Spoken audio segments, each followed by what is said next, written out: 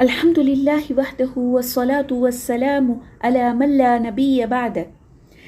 اللہ تعالیٰ قرآن کی سورۃ البقرہ میں ارشاد فرماتے ہیں کہ رمضان وہ مہینہ ہے جس میں قرآن نازل کیا گیا، یعنی رمضان کی فضیلت اسی وجہ سے ہے کہ اس مہینے میں قرآن نازل ہوا۔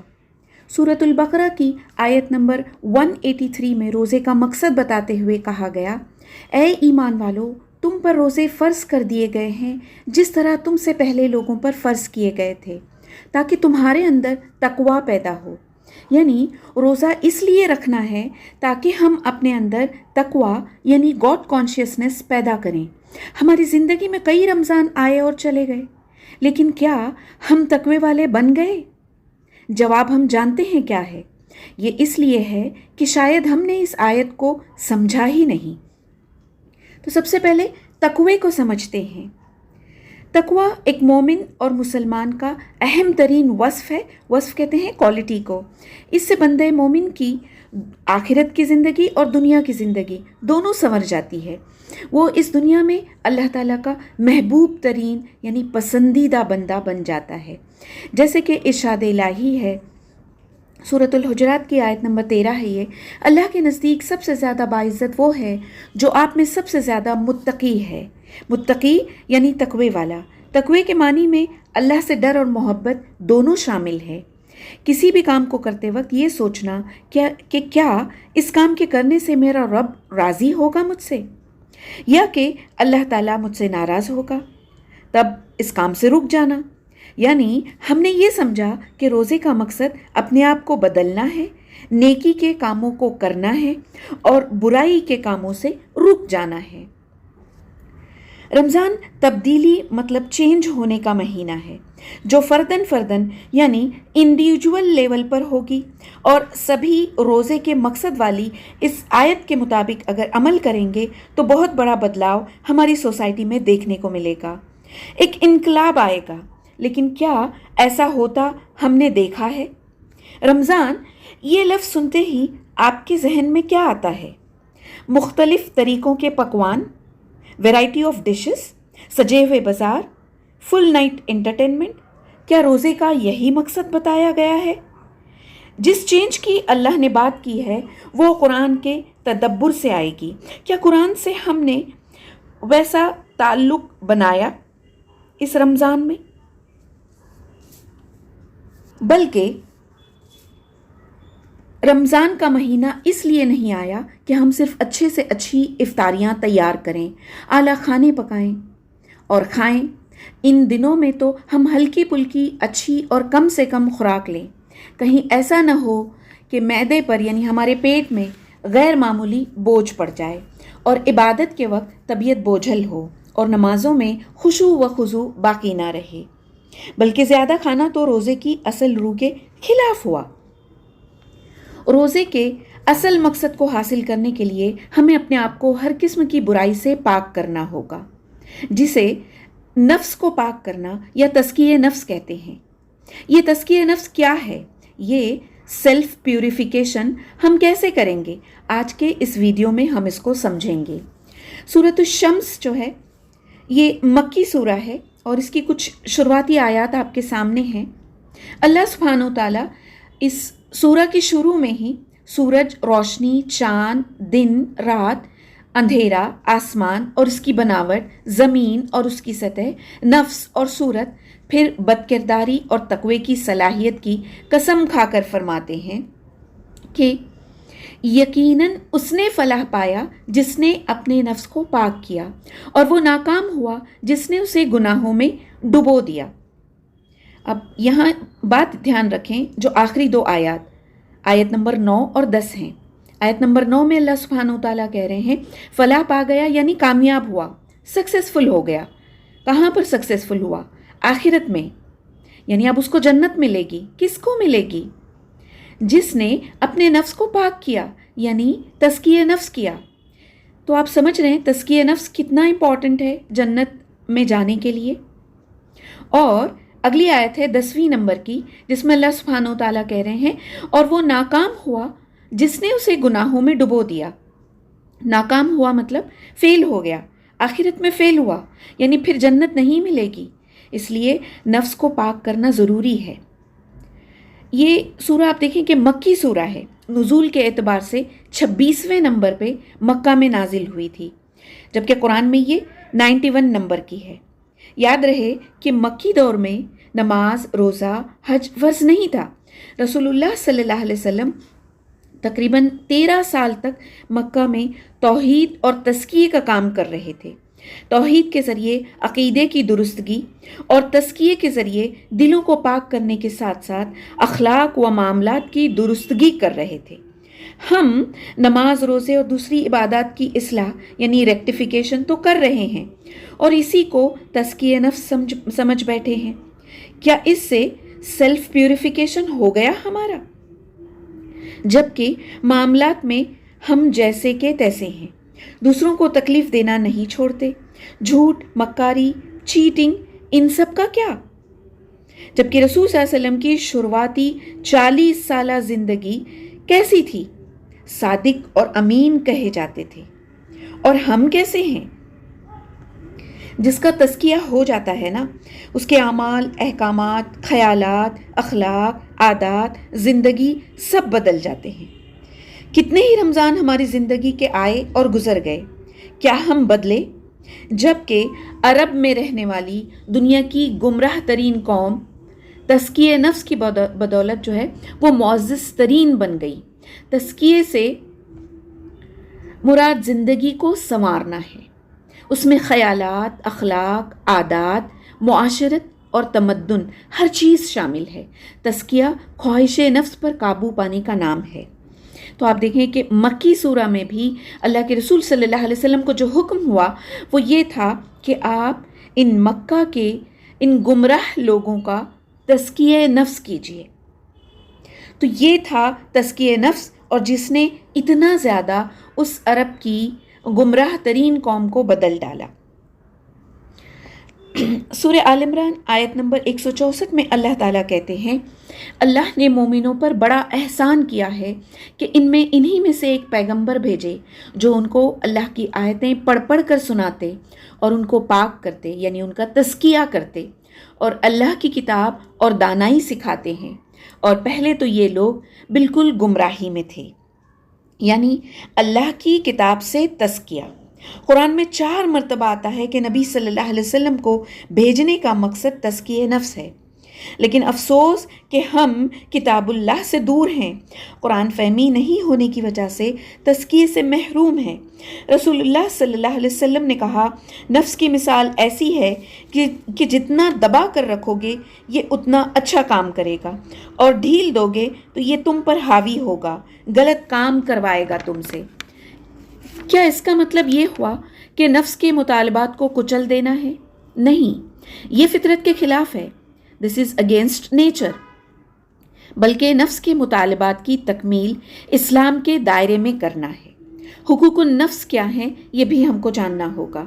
حضور صلی اللہ علیہ وسلم کبھی نفس کو اس کے حقوق سے محروم کرنے کی اجازت نہیں دیتے تھے۔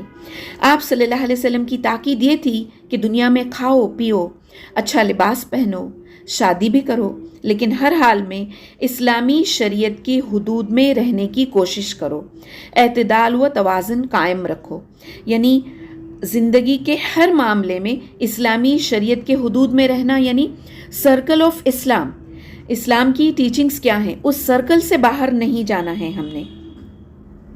آگے بڑھتے ہوئے اب یہ جو نفس ہم جس کے بارے میں بات کر رہے ہیں، جس کے حقوق کی ہم بات کر رہے ہیں، پھر ہم نے یہ بھی جانا کہ اس کے مطالبات کو کچلنا نہیں ہے۔ اب جانتے ہیں کہ اس نفس کی کتنی قسمیں ہم کو قرآن میں بتائی گئی ہیں۔ سب سے پہلے تو نفس امارہ، یہ وہ نفس ہوتا ہے جو انسان کو بغاوت، سرکشی اور گناہ کے کاموں پر اکساتا ہے، اللہ کے حکم کے خلاف جانے کے لیے ہم سے کہتا ہے۔ اس کا ذکر ہم کو سورہ یوسف میں ملتا ہے۔ دوسرے نمبر پہ نفس لوامہ ہے، یہ گناہ اور نافرمانی کے کاموں پر انسان کو ملامت یعنی شرمندگی کا احساس دلاتا رہتا ہے۔ اسے یوزولی ضمیر کی آواز یا انر وائس کہا جاتا ہے۔ سورہ قیامہ میں اس کا ذکر ہم دیکھتے ہیں۔ اسی طرح سے تیسرے نمبر پہ نفس مطمئنہ ہے، یہ انسان کو نیکی اور پرہیزگاری کے کاموں پر مطمئن رکھتا ہے۔ یعنی یہ انسان کو زیادہ سے زیادہ نیکی کے کاموں پر ابھارتا ہے۔ اب اگر میں بات کروں نفس لوامہ کی، جو کہ ہم کو شرمندگی کا احساس دلاتا ہے جب ہم گناہ کے کام کرتے ہیں، اس پر ہمیں بہت زیادہ دھیان دینے کی ضرورت ہے۔ یہ اگر بیمار ہوا تو نفس امارہ جو ہم کو گناہ کے کاموں پر اکساتا ہے نا، اس کی طاقت بڑھتی ہے۔ اس لیے نفس لوامہ کو قرآن و حدیث کی روشنی میں ہیلدی رکھنے کی کوشش کرنا ہے، اس کی سننے کی کوشش کرنا ہے، اور اس طرح نفس مطمئنہ کی طرف پروگریس کرنا ہے ہم نے انشاءاللہ۔ ورنہ کیا ہوگا کہ نفس امارہ کے کنٹرول میں چلے جائیں گے تو آخرت میں ہم کو لاس ہوگا، ہم آخرت میں خسارے میں چلے جائیں گے۔ ہم اب دیکھیں گے کہ وہ کیا رکاوٹیں یا بیریئرز ہیں جن کی وجہ سے تزکیہ نفس نہیں ہو پاتا۔ سب سے پہلا جو بیریئر ہے وہ ہے شیطان۔ وہ نہیں چاہتا کہ ہم جنت میں جائیں، وہ وسوسے ڈالتا ہے، ہم کو بہکاتا ہے اور ہم اس کی باتوں میں آ جاتے ہیں، جبکہ اللہ نے قرآن میں ریپیٹیڈلی کہا ہے کہ شیطان تمہارا کھلا دشمن ہے، اس کے راستے پر مت چلو۔ اس لیے شیطان کو دشمن سمجھنا ہوگا ہم نے۔ سیکنڈ بیریئر جو ہے وہ نفسانی خواہشات کی پیروی، بلائنڈلی فالوئنگ ڈیزائرز۔ اللہ سبحانہ و تعالیٰ سورہ جاسیہ میں کہتے ہیں، بھلا اس شخص کو دیکھو جس نے اپنی خواہش کو اپنا معبود بنا لیا اور اللہ نے اسے علم اور سمجھ بوجھ کے باوجود گمراہ کر دیا، اور اس کے کانوں اور دل پر مہر لگا دی اور اس کی آنکھوں پر پردہ ڈال دیا۔ بس کون ہے جو اللہ کے بعد اس شخص کو ہدایت دے گا؟ کیا تم نصیحت حاصل نہیں کرتے؟ بہت زیادہ غور کرنے کی ضرورت ہے اس آیت پر ہم کو۔ آپ دیکھیں کہ اس میں کیا کہا جا رہا ہے۔ اللہ سبحانہ وتعالیٰ کہہ رہے ہیں، کیا اس شخص کو دیکھا تم نے جس نے اپنی خواہشات کو اپنا معبود بنا لیا؟ یعنی جو اپنی نفسانی خواہشات کی پیروی کرتا ہے، اس کا نفس جو کہہ رہا ہے نا، وہ اس پر عمل کر رہا ہے، بجائے اس کے کہ اللہ سبحانہ وتعالیٰ نے جو کہا ہے اس پر وہ عمل کرے۔ حالانکہ اللہ نے اس کو علم اور سمجھ بوجھ دیا ہے، اس کے باوجود وہ گمراہ ہو رہا ہے۔ پھر اللہ تعالیٰ آگے کہتے ہیں، اور اس کے کانوں اور دل پر مہر لگا دی ہے۔ اللہ تعالیٰ نے مہر لگا دی مطلب سیل کر دیا، اور اس کے آنکھوں پر پردے ڈال دیے۔ یعنی اب وہ اس طرح سے گمراہ ہو گیا کہ اس کو جو ہے وہ صحیح بات، حق کی بات، اللہ کی بات، قرآن کی بات، کتاب اللہ کی بات، حدیث کی بات، سنت کی بات اس کو سمجھ ہی نہیں آ رہی۔ بس کون ہے جو اللہ کے بعد اس شخص کو ہدایت دے گا؟ یعنی جو اپنے نفس کی سنتا ہے نا، اللہ تعالیٰ اس طرح سے مہر لگا دیتا ہے اس کے کانوں اور دل پر، سیل کر دیتا ہے، اس کے آنکھوں پر پردہ ڈال دیتا ہے۔ اب اس کو ہدایت ملنے سے رہی۔ اس لیے اللہ ہمیں بچائے کہ ہم نفسانی خواہشات کی پیروی کرنے لگ جائیں۔ اللہ تعالیٰ اس آیت کو یہ کہتے ہوئے ختم کرتے ہیں، افلا تذکرون، کیا تم نصیحت حاصل نہیں کرتے؟ کہاں سے نصیحت حاصل کریں گے؟ اس قرآن کو پڑھ کر سمجھ کر حاصل کریں گے۔ آپ دیکھیں کہ یہ جو اپنی ڈیزائرز کو بلائنڈلی فالو کرنا، یہ کیا ہے؟ یہ نفس امارہ کے کنٹرول میں چلے جانا ہے۔ وہ برائی پر اکسائے تو مان لینا۔ اللہ نے ہمیں اختیار دیا ہے، یعنی چوائسز دی ہیں۔ ان چوائسز کے غلط استعمال سے ہم نفس امارہ کے کنٹرول میں یعنی شیطان کے بہکاوے میں پھنس جاتے ہیں، جبکہ اللہ نے کہا ہے کہ جنت چاہتے ہو تو ان اعمال کو کرنا، ورنہ جہنم ٹھکانا ہوگا۔ اس لیے ہم کو یہ جاننا ہوگا کہ جنت میں جانے کے لیے اعمال کون سے کرنے ہوں گے، ورنہ جہنم میں جانا ہوگا۔ تو یہ چوائسز اللہ نے رکھی ہیں کہ آپ ایسے کرو گے تو جنت میں جاؤ گے، یعنی اللہ کے احکام کو مانو گے، کتاب اللہ اور حدیث کے مطابق عمل کرو گے تو جنت میں جاؤ گے، ورنہ نہیں جاؤ گے۔ تو یہ چوائسز جو ہیں، اس کو جو ہے ہم نے بہت احتیاط کے ساتھ اپنانا ہے۔ اس لیے ہمیں نفس کو قابو میں کرنا ہے، نفس کے قابو میں نہیں رہنا ہے۔ جب ہمارے نفس کے گلے میں بندھی رسی شیطان کے ہاتھ میں چلی جائے تو عقل گناہوں کی وکالت پر اتر آتی ہے۔ اس وقت پھر کیا ہوتا ہے، کیونکہ اب شیطان کے ہاتھ میں چلی گئی نا نفس کی رسی، تو کیا ہوتا ہے کہ شیطان ہر جگہ پر ہم سے کہتا ہے کہ نہیں ٹھیک ہے، بس کر سکتے ہیں عمل، باقی سب بھی تو کرتے ہیں نا۔ باقی سب لوگ جہنم میں چلے جائیں گے. کیا ہم نے جہنم میں جانا ہے؟ کیا ہم چاہتے ہیں کہ ہم جہنم میں جائیں؟ نہیں. ہماری تو اللہ تعالیٰ سے یہ دعا ہے نا کہ اللہ ہم کو جنت الفردوس میں اعلیٰ مقام عطا فرما. تو اس کے مطابق پھر عمل بھی تو کرنا ہوگا نا. تھرڈ بیریئر جو ہے وہ ہے دنیا پرستی، ورلڈی لائف کو امپورٹنس دینا. جبکہ اللہ تعالیٰ ارشاد فرماتے ہیں دنیا کی زندگی تو ایک کھیل تماشے کے علاوہ کچھ نہیں، اور یقین جانو کہ جو لوگ تقوی اختیار کرتے ہیں ان کے لیے آخرت والا گھر کہیں زیادہ بہتر ہے. تو کیا اتنی سی بات تمہاری عقل میں نہیں آتی؟ سورۃ الانعام کی اس آیت پہ غور کریں آپ. سب سے پہلے تو اللہ تعالیٰ یہ کہہ رہے ہیں کہ دنیا کی زندگی کی حقیقت جانیے کہ یہ تو ایک کھیل تماشا ہے. اور پھر اللہ تعالیٰ یقین دلا رہے ہیں کہ جو لوگ تقوی اختیار کرتے ہیں ان کے لیے آخرت والا گھر کہیں زیادہ بہتر ہے. جب اللہ تعالیٰ کہہ رہے ہیں نا کہ بہت زیادہ بہتر ہے آخرت کا گھر دنیا کے مقابلے میں، تو ایک مومن کو تو یہ بات مان ہی لینی چاہیے. لیکن پھر اللہ تعالیٰ جو ہے یہاں پر ہم کو ایک وارن کرتے ہوئے آخر میں اس آیت کے کہتے ہیں تو کیا اتنی سی بات تمہاری عقل میں نہیں آتی کہ اس دنیا پرستی کو چھوڑ دو، اس ورلڈی لائف کو امپورٹنس دینا چھوڑ دو. دنیا کی زندگی اور آخرت کی زندگی کو کمپیر اس بہترین حدیث سے کیا جا سکتا ہے. رسول اللہ صلی اللہ علیہ وسلم ارشاد فرماتے ہیں اللہ کی قسم دنیا کی زندگی آخرت کے مقابلے میں اس طرح ہے جس طرح تم میں سے کوئی شخص اپنی انگلی دریا میں ڈال دے. یعنی دریا کی پانی میں اگر ہم نے ہماری انگلی ڈالی اور پھر اس انگلی کو نکال کر دیکھے کہ اس میں کتنا پانی ہے. آپ اور میں یہی سمجھ رہے ہوں گے نا کتنا پانی آئے گا؟ ایک ڈراپ، ایک قطرہ. یعنی آخرت کے مقابلے میں دنیا کی زندگی اتنی قلیل اور مختصر ہے، بہت زیادہ شارٹ ہے، جتنا اس انگلی میں لگا ہوا پانی دریا کے مقابلے میں کم ہے. ہم کیا تیاری کر رہے ہیں اس حدیث کے مطابق؟ اس انگلی پر لگے ایک ڈراپ کی تیاری کر رہے ہیں یا دریا کے ان لمیٹڈ ڈراپس کی تیاری کر رہے ہیں؟ کیونکہ آخرت کی زندگی کو تو اس حدیث میں ایک ڈراپ کی زندگی بتائی گئی، بالکل شارٹ دنیا کی زندگی. اور آخرت کی زندگی کو کیا بتایا گیا؟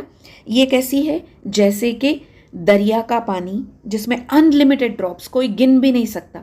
آخرت کی زندگی اتنی بڑی ہے، تب پھر ہم اس دنیا کی ون ڈراپ کی زندگی کی تیاری میں اتنے زیادہ کیوں لگے ہیں؟ جبکہ یہ دنیا کی زندگی اللہ سبحانہ و تعالیٰ نے ہم کو دی ہی اس لیے ہے کہ ہم اپنی آخرت کی زندگی کی تیاری کریں. اللہ ہمیں نیک ہدایت عطا فرمائے. شر کی طرف لے جانے والی 3 چیزیں جنہیں ہم رمضان میں ریگولیٹ کرتے ہیں اور اس طرح اپنی شخصیت کو بہتر بناتے ہیں. اس میں سے پہلی چیز ہے بھوک، کہ بھوک کی حالت میں نا انسان کبھی چوری کر لیتا ہے، کبھی غلط کام کرتا ہے. ہمیں کتاب و سنت کے ذریعے بتا دیا گیا ہے کہ حرام کھانا کیا ہے، حلال کیا ہے. پھر یہ بھی کہ کھانے پینے میں اسراف سے بچو، مطلب حد سے زیادہ مت کھاؤ. وہیں رمضان میں اس حلال کھانے سے بھی دن کے وقت روک کر ہمیں سیلف کنٹرول سکھایا گیا. دوسری چیز جو ہم کو شر کی طرف، برائی کی طرف لے جاتی ہے کسی بھی انسان کو، وہ ہے شہوت. روزے کی حالت میں رکنے کا حکم، اگین سیلف کنٹرول، کہ اگر ہسبینڈ وائف بھی ہیں تو روزے کی حالت میں رک جائیں. اسی طرح موبائل وغیرہ میں غیر اسلامی شہوت پرستی والی پوسٹ سے بھی ہم نے دور رہنا ہے. تیسری چیز ہے تعلقات، ریلیشن شپس. روزے کی حالت میں لڑائی جھگڑے سے رکنے کا حکم ہے. روزے کو ڈھال بتایا رسول اللہ صلی اللہ علیہ وسلم نے جو ہمیں برائیوں سے روکتا ہے، ورنہ یہی برائیاں، لڑائی جھگڑے تعلقات کو بگاڑنے کا کام کرتے ہیں. گویا یہ مہینہ ہمارا ٹریننگ منتھ ہے سیلف کنٹرول اور سیلف پیوریفیکیشن کے لیے. اس ٹریننگ منتھ کے بعد بھی ہم نے وہی ہیبٹس کو کنٹینیو رکھنا ہے جو اس مہینے میں ہم نے کی ہیں، یعنی اللہ کے بتائے ہوئے طریقے پر زندگی گزارنا. جس طرح سے روزے کے دوران ہم نے پورے باڈی پارٹس کے ذریعے سے روزہ رکھا، چاہے وہ ہماری آنکھ ہو کہ ہم نے غلط چیزوں کو نہیں دیکھا، اسی طرح سے ہمارا پیٹ ہو کہ جہاں اللہ نے رکنے کا حکم دیا وہاں ہم رک گئے، پھر اسی طرح سے ہماری زبان کہ غلط بیانی نہیں ہوئی، اخلاق سے گری ہوئی باتیں ہم نے نہ کی، گالی گلوچ ہم نے نہ کی، اسی طرح سے ہمارے کان जो गीबत, चुगली, बुराई वाली बातों को सुनने से रुके रहे। तो ये जिस तरह से हमने अपने आप को प्रिजर्व किया इस मंथ में, बिल्कुल उसी तरह बचे हुए साल में भी, रमज़ान के बाद भी ये जो ट्रेनिंग हमने हासिल की इस महीने में, उस मुताबिक हम अमल करते रहें। क्योंकि दीन, ये जो लफ्ज़ है ना अरबी का, इसका मतलब ये है वे ऑफ लाइफ। तो ये देखें कि आपकी वे ऑफ लाइफ कैसी है, अल्लाह के बताए हुए तरीके के मुताबिक है या उसके खिलाफ है, या आप अल्लाह के बताए हुए तरीके के मुताबिक ज़िंदगी में अमल कर रहे हैं या शैतान के मुताबिक या अपने नफ्स के मुताबिक अमल कर रहे हैं। आखिर में हम ये देखेंगे कि दिल को पाक और तस्किए नफ्स के ज़राए क्या हैं, यानी रिसोर्सेस क्या हैं, हम वो क्या ऐसा करें कि जिससे तस्किए नफ्स हो जाए। सबसे पहली चीज़ जो है वो है अपनी नीयत को खालिस करते हुए ईमान के लेवल को बढ़ाने की कोशिश हो। अल्लाह सुब्हानो तआला सूरह तगाबुन की आयत नंबर 11 में कहते हैं, और जो शख्स अल्लाह पर ईमान लाए तो अल्लाह उसके दिल को हिदायत बख्शता है। तो सबसे पहले ईमान लाना और फिर अल्लाह की हिदायत की तरफ आगे बढ़ना। ठीक, दूसरी चीज़ जो हमने करनी होगी वो है दिल को पाक करना है। अल्लाह सुब्हानो तआला सूरत अश-शुअरा की आयत नंबर 88 और 89 में फरमाते हैं, जिस दिन यानी क़यामत के दिन माल और बेटे काम नहीं आएंगे मगर वो जो अल्लाह के पास सलामत दिल लेकर आए। यहाँ पर अल्लाह ताला कह रहे हैं इल्ला मन अतल्लाह बिकल्बिन सलीम। ये कल्ब सलीम क्या है? ये वो प्योर हार्ट है जो गुनाहों से पाक। जैसे लोगों के सामने जाते हुए हम अपने आप को कैसे ठीक ठाक करके जाते हैं ना, ऐसे ही दिल को पाक करना है, कल्ब सलीम बनाना है हमने दुनिया में, ताकि जब रब करीम के सामने खड़े होंगे ना हम क़यामत के दिन, तो वो कल्ब सलीम हो। क्योंकि अल्लाह ताला तो यहाँ हमसे कह रहे हैं कि उस दिन माल बेटे कुछ भी काम नहीं आएगा, सिर्फ़ और सिर्फ जो काम आएगा वो होगा कल्ब सलीम। तो अपने दिल पर काम कीजिए, इसमें जितनी बुराइयां हैं इसको निकालें। सबसे पहले तो इसको डिटॉक्स करें, और फिर इसमें जो है वो अल्लाह की मोहब्बत, रसूलुल्लाह सल्लल्लाहु अलैहि वसल्लम की मोहब्बत, अल्लाह की किताब के अहकाम, उसकी नाफरमानी से बचना, रसूलुल्लाह सल्लल्लाहु अलैहि वसल्लम की सुन्नतों पर अमल करना, ये सब डाल दें। क्यों? आप देखें कि बुखारी की यह हदीस हमको बताती है, खबरदार, इंसानी जिस्म में गोश्त का एक टुकड़ा है, अगर वो दुरुस्त रहे तो सारा बदन दुरुस्त रहता है, और अगर वो बिगड़ जाए ना, अगर वो स्पॉइल हो जाए ना, तो सारा जिस्म बिगड़ जाता है, सारा जिस्म जो है वो फिर स्पॉइल हो जाता है। गौर से सुनो, वो टुकड़ा दिल है, यानी वो जो बॉडी का पार्ट है ना, वो हार्ट है। तो अपने दिल के पर मेहनत करना, उसको दुरुस्त रखना, उसको बिगड़ने से बचाना, ये बहुत ज़्यादा ज़रूरी है तज़किए नफ्स के लिए। तीसरी चीज़ जो हमने करनी होगी वो दुआ, कि दुआ के ज़रिए अल्लाह से मदद मांगी जाए कि अल्लाह तू नफ्स की पाकीज़गी हमको दे दे। जैसे कि ये सही मुस्लिम की दुआ जो अल्लाह के रसूल सल्लल्लाहु अलैहि वसल्लम पढ़ते थे, ए अल्लाह मेरे नफ्स को तकवा अता कर और इसे पाकीज़ा बना, तू ही इसको सबसे बेहतर पाक करने वाला है, तू ही इसका वली और मददगार है। उसी तरह से ये मसनून दुआएं जो हमको मिलती हैं दुआओं में, ये पढ़नी चाहिए कि ए ज़िंदा और कायम रहने वाले, तेरी रहमत के सबब से फ़रियाद करती हूँ कि मेरे सब कामों की इस्लाह फरमा दे, और पलक झपकने तक के लिए भी मुझे मेरे नफ्स के हवाले न कर। अरबी टेक्स्ट भी पढ़ें और इसको तर्जुमे के साथ पढ़ें, और ज़्यादा जो है वो दिल की गहराइयों के साथ जो आप पढ़ पाएंगे इस दुआ को, इंशाअल्लाह ताला अल्लाह हमारी इन दुआओं को सुने और हमको नेक तौफीक दे, हमारा तज़किए नफ्स फरमाए। चौथी चीज़ जो हमने करनी होगी वो अपने नफ्स का मुहासबा करना, यानी कि सेल्फ इवैल्यूएशन, सेल्फ चेक। सूरतुल हश्र की ये आयत है 18 नंबर की। अल्लाह सुब्हानो तआला इसमें हम ईमान वालों को एड्रेस करते हुए कह रहे हैं, या अय्युहल्लज़ीना आमनू, ऐ ईमान वालों, अल्लाह से डरो। और हर शख्स को ये देखना चाहिए कि उसने कल यानी क़यामत के रोज़ के लिए क्या भेजा है, और अल्लाह से डरो, जो कुछ तुम करते हो अल्लाह यकीनन उससे खूब बाखबर है। तो ये आयत हमको ये बता रही है कि हम में से हर एक ने ये देखना है कि मैंने क़यामत के लिए क्या भेजा, یعنی میں نے اب تک کتنی نیکیاں کی اور میں نے کہیں برائیاں زیادہ تو نہیں کی، کیا میں نے استغفار کیا؟ تو یہ سیلف چیک، یہ سیلف ایویلویشن ہمارا ہونا ضروری ہے اس آیت کے حساب سے بھی، اور ہم کو حدیث بھی ملتی ہے کہ برائیوں کو جو ہے وہ اپنے نوٹ کرنا ہے اور پھر اس کی اصلاح یعنی ریکٹیفائی کرنا ہے۔ رسول اللہ صلی اللہ علیہ وسلم نے فرمایا، عقل مند وہ ہے جو اپنے نفس کا محاسبہ کرے اور موت کے بعد کی زندگی کے لیے عمل کرے، اور بے وقوف وہ ہے جو اپنے نفس کو خواہشوں پر لگا دے پھر اللہ تعالیٰ سے تمنائیں کرے۔ ہمارا اگر ہم دیکھیں تو شاید یہ بیوقوف والی حرکت ہی ہے۔ تو چلیں آج سے جو ہے وہ ہم عقل مند بن جاتے ہیں، اس حدیث کے مطابق اپنے نفس کا محاسبہ کرتے ہیں، سیلف ایویلویشن روزانہ کریں، موت کے بعد کی زندگی کے لیے عمل کریں گے ہم انشاءاللہ تعالیٰ آج سے، اور بیوقوف نہیں بنیں گے بالکل کہ اپنے نفس کو خواہشوں پر لگا دیں گے۔ ٹھیک، تو برائیوں کو نوٹ کرنا ہے ہم نے، میں ریپیٹ کر رہی ہوں، اور یہ برائیاں کون سی ہیں مجھ میں نوٹ ڈاؤن کیجئے، ایک ریڈ مارکر لیجئے اور اپنی ڈائری میں نوٹ ڈاؤن کیجئے، پھر ان کی اصلاح یعنی ان کے ریکٹیفیکیشن میں لگ جائیں، اور کتاب اللہ اور حدیث کے ذریعے سے۔ آپ دیکھیں کہ ہم کو ایسا لگتا ہے نا کہ بس اسلامی حلیہ اختیار کرنے سے، لباس وغیرہ پہننے سے بس ہم مسلمان بن گئے اور پھر اب عمل کی ضرورت نہیں۔ کیا ایسا ہے؟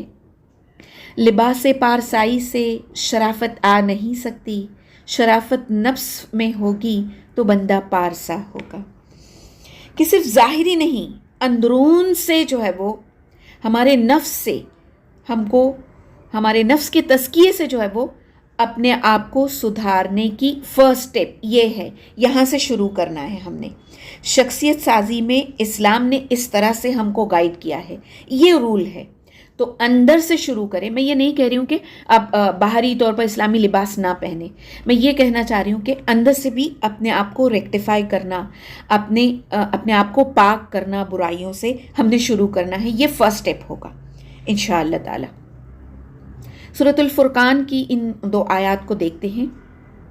اللہ سبحانہ و تعالیٰ کہہ رہے ہیں، کیا تم نے اس شخص کو دیکھا جس نے اپنا خدا اپنی خواہشات نفس کو بنا رکھا ہے؟ پھر کیا تم ایسے شخص کو راہ راست پر لانے کا ذمہ لے سکتے ہو؟ کیا تم سمجھتے ہو کہ ان میں سے اکثر لوگ سنتے اور سمجھتے ہیں؟ یہ تو جانوروں کی طرح ہیں، بلکہ ان سے بھی گئے گزرے۔ کون لوگ ہیں یہ جن کے بارے میں ذکر ہو رہا ہے اس آیت میں؟ یہ لوگ اپنے خواہشات نفس پر عمل کرتے ہیں۔ ہونا تو یہ چاہیے تھا کہ اپنے نفس کو سدھارتے، اپنے نفس کو نفس امارہ سے نفس لوامہ کی طرف لے جاتے اور نفس لوامہ سے نفس مطمئنہ کی طرف پروگریس کرتے، لیکن چونکہ یہ نفسانی خواہشات پر عمل کر رہے ہیں، نفس امارہ کی بات مان رہے ہیں، تو یہ اللہ سبحانہ و تعالیٰ اس آیت میں کہہ رہے ہیں کہ یہ لوگ تو سنتے اور سمجھتے ہی نہیں۔ اور آخری پارٹ جو اس آیت کا، یہ تو جانوروں کی طرح ہیں، بلکہ ان سے بھی گئے گزرے۔ تو اپنی نفس کی بات ماننے والے لوگ اللہ کی نظر میں جانوروں سے بھی گئے گزرے ہیں۔ کتنی جو ہے وہ ہمارے لیے سبق لینے والی آیت ہے یہ۔ سورۃ الرعد میں اللہ سبحانہ و تعالیٰ کہتے ہیں کہ اللہ کسی قوم کی حالت اس وقت تک نہیں بدلتا جب تک کہ وہ قوم خود اپنی روش تبدیل نہ کرے۔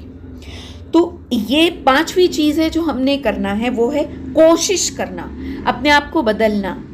اس آیت کے مطابق جب تک ہم کوشش نہیں کریں گے اللہ نہیں بدلے گا ہماری حالت کو۔ تو کوشش ہم نے شروع کرنی ہے اب سے، بس آج سے ہی ہم نے انشاءاللہ تعالی شروع کرنی ہے۔ سورۃ الرعد کی ہی ایک اور آیت دیکھتے ہیں۔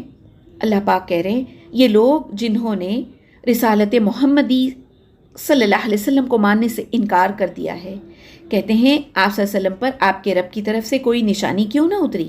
آپ کہیں اللہ جسے چاہتا ہے گمراہ کر دیتا ہے اور وہ اپنی طرف آنے کا راستہ اسی کو دکھاتا ہے جو اس کی طرف رجوع کرے۔ اس کا آخری پارٹ اس آیت کا میں چاہ رہی ہوں کہ ہم زیادہ غور سے دیکھیں کہ اس میں کہا جا رہا ہے کہ اللہ جسے چاہتا ہے گمراہ کر دیتا ہے اور وہ اپنی طرف آنے کا راستہ اسی کو دکھاتا ہے جو اس کی طرف رجوع کرے۔ تو ہم کو پلٹنا ہے اللہ کی طرف۔ وَيَهْدِي إِلَيْهِ مَنْ أَنَابَ، اللہ کی طرف جب تک پلٹیں گے نہیں تو اللہ سبحانہ و تعالیٰ راستہ نہیں دکھائے گا۔ تو پانچویں چیز جو ہم نے کرنی ہے وہ یہ ہے کوشش اپنے آپ کو بدلنے کی۔ اور آخری چیز، چھٹی چیز جو ہم نے کرنی ہے وہ ہے کہ اچھے ساتھی ڈھونڈنا۔ اپنا جو فرینڈ سرکل ہے اس پر دھیان دیں آپ۔ قرآن میں بھی اللہ سبحانہ و تعالیٰ نے صالح ساتھیوں کو ڈھونڈنا اور ان کے ساتھ میں رہنے پر زور دیا ہے۔ وہیں اس حدیث کے حساب سے بھی کہ اللہ کے رسول صلی اللہ علیہ وسلم نے فرمایا، نیک ساتھی مشک بیچنے والے کی طرح، جو عطر بیچتا ہے نا اس کی طرح، اور برا ساتھی بھٹی پھونکنے والے کی طرح ہے۔ مشک بیچنے والا یا تو تمہیں تحفے کے طور پر مشک دے گا، یا تو تم اس سے مشک خریدو گے، اور اگر وہ تمہیں مشک نہ بھی دے اور تم خریدو بھی نہیں تو پاس بیٹھنے کی وجہ سے اچھی خوشبو سے تو تم معطر رہو گے۔ اور بھٹی پھونکنے والا یا تو تمہارے کپڑے جلا دے گا، کیونکہ وہ بھٹی پھونک رہا ہوتا ہے، وہاں دیکھتے ہیں کہ وہاں پہ بہت زیادہ چنگاریاں اڑ رہی ہوتی ہیں، اور اس سے جو ہے وہ کوئی نہ کوئی چنگاری اگر آ جائے تو کپڑے جلا دے گا، اور اگر کپڑے نہ بھی جلائے تو پاس بیٹھنے کی وجہ سے تمہیں بدبو اور دھواں تو سونگھنا ہی پڑے گا۔ یہ بالکل جو ہے وہ اچھی فرینڈشپ، اور اگر ہمارے ساتھی برے ہیں تو ان دونوں کو کمپیئر کیا گیا ہے کہ اچھے ساتھی ہوں گے تو وہ ہم کو قرآن اور حدیث کی طرف لے چلیں گے، اور اگر وہ ساتھی برے ہوں گے، برا سے مطلب جو قرآن اور حدیث سے دور ہیں، اگر ویسے والے فرینڈز ہیں ہمارے تو وہ ہم کو اسی طرف لے جائیں گے، وہ ہم کو رب کی نافرمانی کی طرف لے جائیں گے۔